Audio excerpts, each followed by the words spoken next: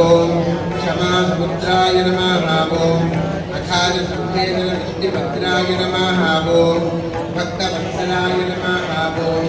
भक्तावराधसहिष्णवे नमः ओम रामपदाम्बुजासक्ताय नमः ओम रामकथासक्ताय नमः ओम रामकथारक्ताय नमः ओम संतान संपत् परिवृद्धवर्चन उद्यान वाक्तेह सुपाठवादिधारणे नमः ओम शरीरोक्त समस्त दोषानंत्रे नमः ओम हरिपादकंज दिशेवणालब्धाय नमः समस्त संपदे नमः ओम राजाधिराजाय नमः ओम गुरु सार्वभौमाय नमः ओम राघवेन्द्र यतीन्द्राय नमः ओम ओम नमः इति नामपूजां समर्पयामि तदंग गुरूणां